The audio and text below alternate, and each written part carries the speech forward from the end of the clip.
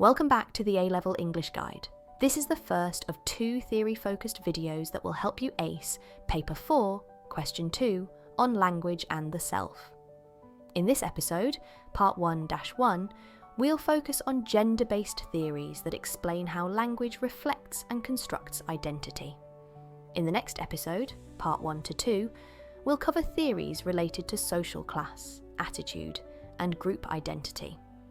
After that, we'll move on to Part 2, where we'll plan an essay based on a real past paper, and Part 3, where we'll write a full Band 5 model essay using these theories. Let's get started with gender. Deborah Cameron argues that language and gender are not biologically linked, but socially constructed. She challenges the old assumption that men and women just speak differently. Instead, she sees gendered speech as something people perform based on social expectations, much like acting out a role. Cameron coined the term verbal hygiene to describe the way society encourages women to speak in socially acceptable ways, often policing their language more than men's.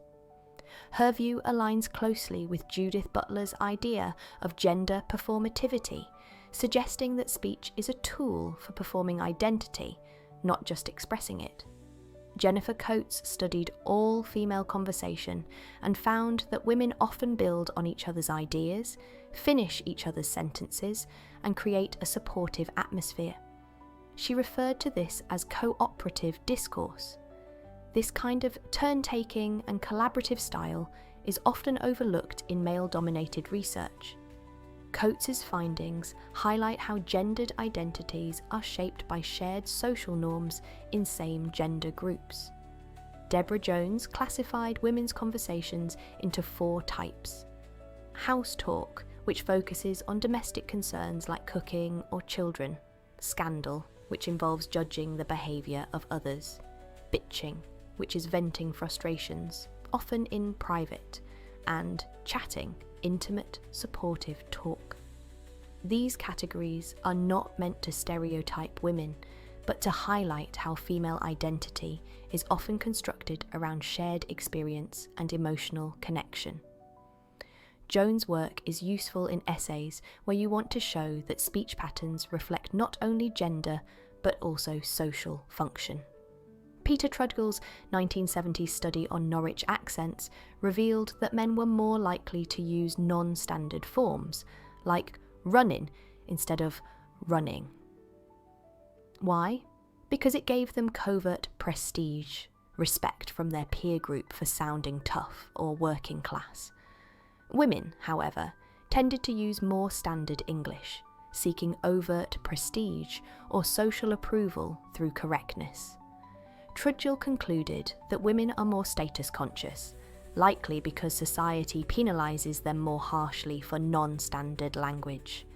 This is a perfect example of how gendered expectations influence linguistic choices. Deborah Tannen argues that men and women grow up in different cultural worlds, leading to different communication styles. Men use report talk, focusing on information, status, and problem solving. Women use rapport talk, aiming for intimacy, connection, and emotional support.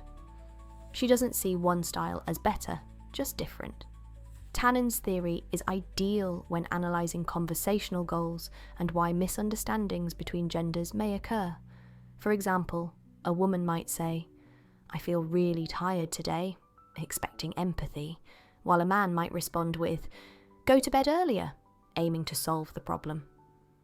Robin Lakoff argued that women's language is shaped by social powerlessness, and she identified features that reflect this, such as hedges like sort of and kind of. Tag questions like, "It's cold today, isn't it?" Empty adjectives like lovely or adorable. And politeness strategies like indirect requests and frequent apologies.